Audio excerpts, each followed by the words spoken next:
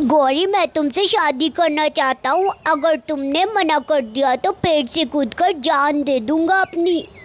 चल बे काले कौवे, तू तो बहुत काला है। गौरी, अगर मैं गोरा हो जाऊँ तो करोगी तुम मुझसे शादी? जिसके पंख रंग बिरंगे होंगे उसी से करूँगी शादी मैं तो। तुम तो बहुत काले हो, मैं तो गोरे कौवे से करूँगी शादी। जाओ जाओ, मैं नहीं करती शादी वादी। कालू कौवा सोचता है और फिर बोलता है गौरी कौवी से, अगर मैं अपने पंख गोरे कर लूँ तो, अगर रंग बिरंग पंख लगा लूँ तो करोगी ना गौरी तुम मुझसे शादी? मैं भी सुंदर सा बनकर आ जाऊँगा। वैसे भी मुझे 2 दिन हो गए नहाए हुए। इतना कहकर कल्लू वहाँ से उड़ जाता है और वो तो सोचता है कि रंग बिरंगे पंख कैसे लगाए जाएं। इतने ही सोचते सोचते वहाँ पर चील आ बैठती है। वह चील से बातचीत करने लग जाता है। चील को अपनी सारी परेशानी सुनाता है और चील उसे बताती है, अरे काले कौवे, तुम क्यों परेशान हो, मुझे बताओ। मैं तो बहुत परेशान हो गया हूँ। गौरी तो मुझे पसंद ही नहीं करती मेरे काले रंग की वजह से। बोलती है गोरे कौवे से शादी करेगी जिसके पंख रंग बिरंगे होंगे। चील सोचती है और फिर बोलती है कौवे से, तुम चाहो तो किसी भी परिंदे के पंख लगा सकते हो। क्या कहा? पंख और परिंदे के पंख? जाओ किसी भी परिंदे के पंख ले आओ। इतना ही कहकर चील वहाँ से उड़ जाती है। अरे यार, मैं पंख कहाँ से लाऊंगा? अब सोच रहा हूँ किसी पक्षी के पास जाऊँ। और इतना ही कहकर कौवा वहाँ से उड़कर रानो चिड़िया के पास जा पहुँचता है।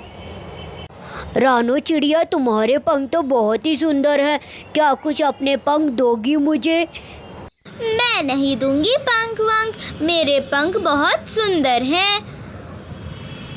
चिड़िया, अगर तुम मुझे पंख दे दोगी तो मेरी शादी गौरी से हो जाएगी। मैं नहीं दूंगी अपने पंख, जाओ किसी और से जाकर ले लो। कौवा तो अपना सामू लेकर वहाँ से उड़ जाता है और बेचारा पूरे जंगल में घूमता फिरता एक मुर्गे को देखता है और उसके पास जा पहुँचता है। उससे कहता है, मुर्गे, क्या तुम मुझे अपने पंख देना पसंद करोगे? मुझे गौरी से शादी करनी है। क्यों नहीं दे सकता हूँ मैं अपने पंख, मगर उसके लिए तुम्हें कुछ भुट्टे के दाने मुझे खिलाने पड़ेंगे। भुट्टे के दाने तो मैं लेकर आ जाऊँगा मुर्गे भाई, खेत से चोरी करने में तो मैं माहिर ही हूँ। आप तो जानते ही हो ना। हाँ, मैं जानता हूँ। ठीक है, तुम ले आना और मेरी मुर्गी मेरा इंतज़ार कर रही है। जैसे ही मैं मकई के दाने खाऊंगा और पंख फड़फड़ाऊंगा, तभी कुछ पंख टूटकर गिर जाएंगे और वह पंख तुम ले जाना अपने साथ। ऐसे तुम्हारा काम भी हो जाएगा और मेरा काम भी हो जाएगा। कौवे को तो ये प्रस्ताव बहुत ही पसंद आता है। ठीक है मुर्गे भाई, मैं अभी जाता हूँ। कौवे, जल्दी आना, मेरी बीवी मेरे घर पर इंतज़ार कर रही है। और कौवा तो वहाँ से उड़ जाता है और पूरे जंगल से घूमता घामता एक मकई के खेत में जा पहुँचता है। पहले सोचता है क्यों ना अपनी पेट पूजा की जाए और फिर काम दूजा किया जाए। मुझे भी बड़ी तेज़ भूख लगी है, क्यों ना पहले अपना ही पेट भर लूँ, मुर्गे का बाद में देखा जाएगा। और कौवा मकई के दाने खूब शौक से खाने लगता है और जब उसका पेट भर जाता है तो एक मकई का दाना वह मुर्गे के लिए भी ले लेता है। तभी किसान उसे देख लेता है और उसके पीछे भागने लगता है। जैसे तैसे कौवा तो उड़ता फिरता अपनी जान बचा ही लेता है। डंडा उसकी कमर पे लग जाता है पर उसे तो गौरी का भूत सवार होता है और वह अपनी शादी के चक्कर में तेज की उड़ान भरता है। हाँफता हुआ कहीं जाकर बैठ जाता है। आज तो मारा ही जाता। अगर वो किसान मेरे सर पे डंडा मार देता तो मेरा तो सर ही फट जाता। और जैसे तैसे वो बेचारा मुर्गे के पास पहुंच जाता है। मुर्गे भाई, जल्दी से ये मकई के दाने खाओ और पंख फड़फड़ाओ और मुझे फारिग करो। और वह खाना खाने लग जाता है।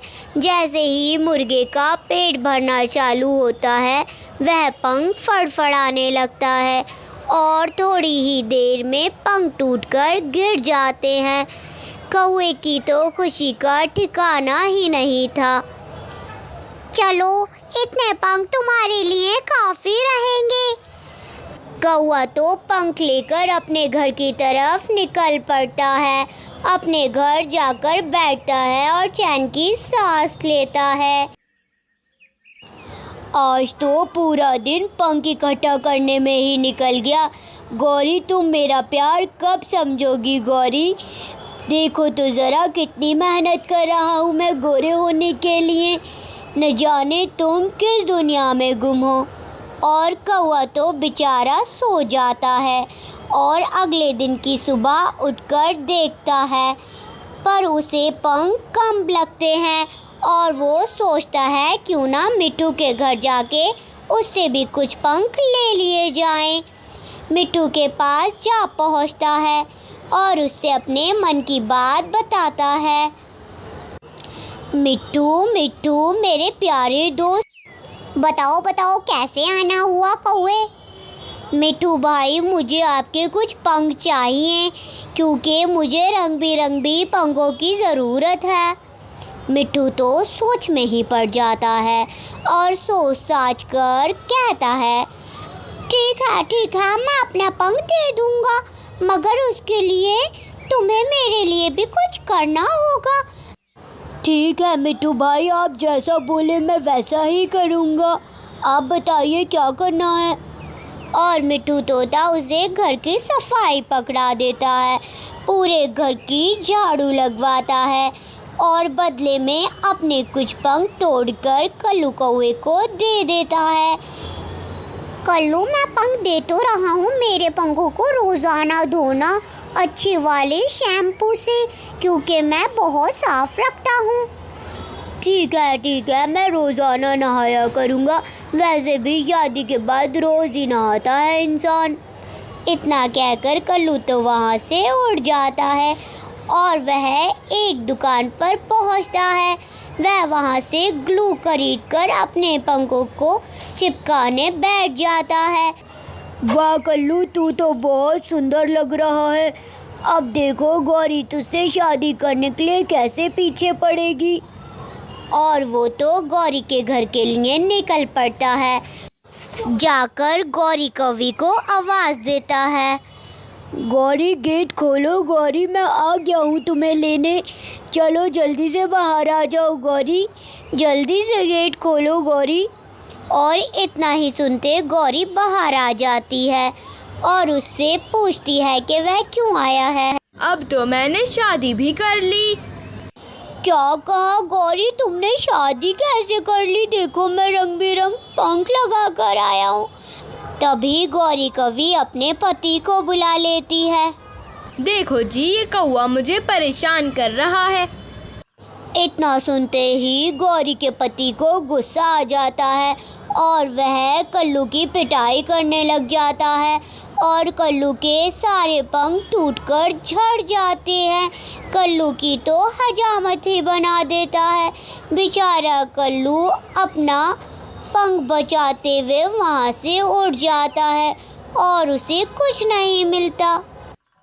कुकू चिड़िया जंगल से गुजर रही होती है। वो देखती है कि सेब के पेड़ लगे होते हैं। सेब के पेड़ों पर तो खूब रसीले रसीले सेब लगे होते हैं और वो देखने लग जाती है। अरे वाह, कितने मीठे मीठे सेब हैं और रसीले रसीले। काश मैं इन्हें खा पाती। बहुत ज़्यादा अच्छे हैं ये तो। क्या हुआ चिड़िया, यहाँ क्या काम है तुम्हारा? मेरे बगीचे से दूर चली जाओ। खबरदार, जो एक सेब भी खाया तो जानते हो ना कितनी कीमत होती है एक सेब की। और आ गई मुंह उठाकर मेरे सेब पर नज़र लगाने। कल्लू भैया, मैं तो बस सेब देख ही रही थी। मेरी इतनी हिम्मत कहाँ कि मैं आपके बगीचे से सेब खा पाऊँ। बस बस बस बस रहने दो, मुझे अपनी झूठी मूठी बातों में मत लेकर आओ। और चिड़िया तो बेचारी वहाँ से उड़कर चली जाती है। वो देखती है कि एक बूढ़ी कबूतरी सेब का ठेला लगाए होती है। चिड़िया उसके पास जाती है। बेटा, क्या तुम मेरी ये टोकरी उठाकर रख दोगी? आंटी, क्यों नहीं, मैं रख दूंगी आपकी टोकरी। आप बिल्कुल परेशान ना हो। बेटा, ये सेबों की टोकरी है, बचे हुए सेब है ये। आज मैंने सेब बेचे थे पर बहुत कम बिके। लोग बड़ी बड़ी दुकानों से तो ले लेते हैं पर हमसे लेते टाइम मोल भाव बहुत करते हैं, इसीलिए कभी कभी तो सारे ही सेब बच जाते हैं मेरे और अगले दिन सड़ जाते हैं। इसी कारण बहुत कम बिक्री हो पाती है मेरे सेबों की।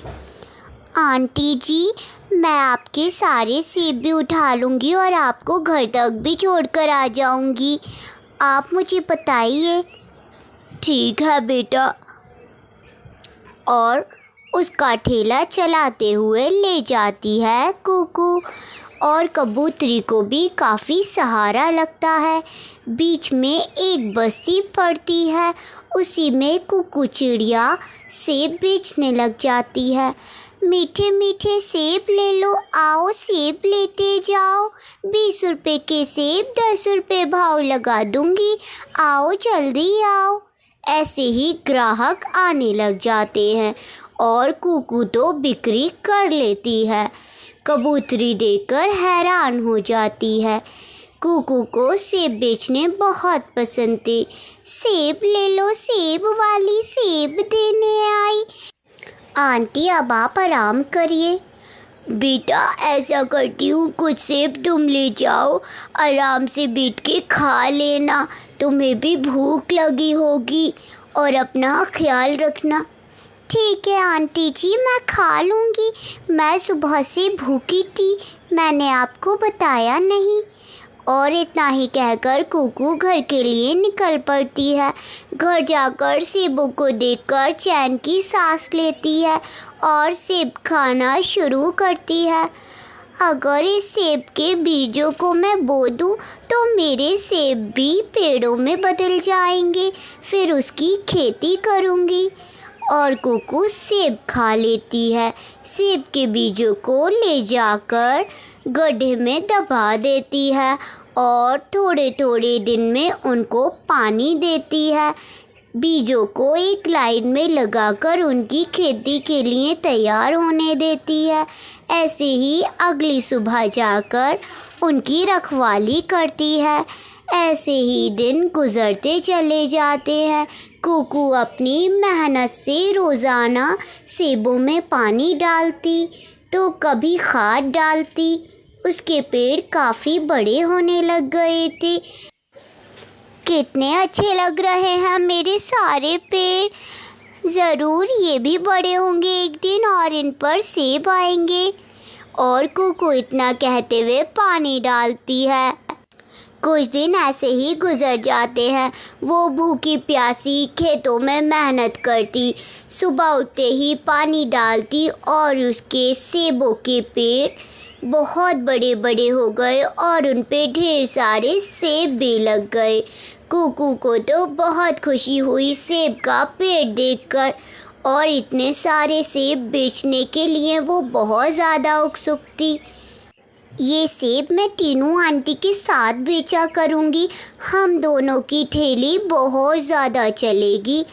और कबूतर और कुकू दोनों ही सेब बेचना शुरू कर देते हैं। टीनू आंटी, मेरा आइडिया कैसा लगा? सेब अब हम खूब बेचेंगे। सेब ले लो, ताज़े ताज़े मीठे मीठे सेब ले लो।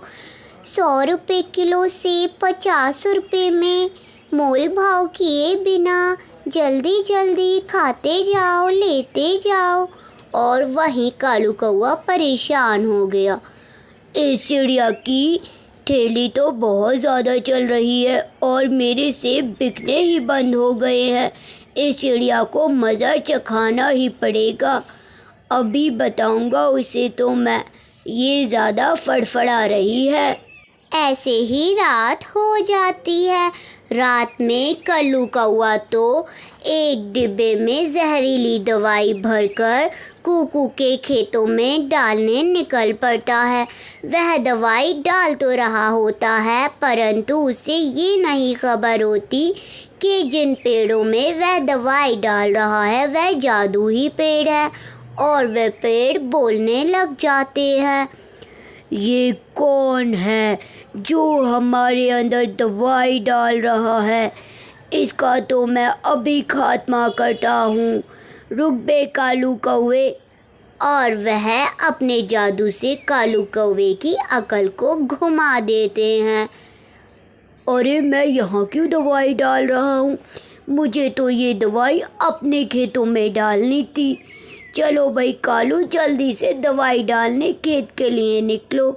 और कालू कौआ वो दवाई लेके अपने खेत में चला जाता है। सारे खेत में जहरीली दवाई डाल तो वो देता है, परंतु उसके दिमाग अभी भी पेड़ों की शक्ति से ही चल रहा होता है। उसके खेतों में जो जहरीली दवाई डलती है तो सारे पेड़ मुरझा जाते हैं। अगली सुबह वह जाकर देखता है तो खेत को वीरान पाता है।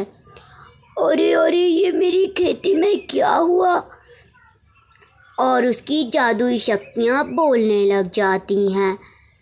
अच्छा, तो ये वही दवाई है जो मैं चिड़िया के खेत में डालने गया था, पर मैंने ये दवाई अपने खेत में क्यों डाली?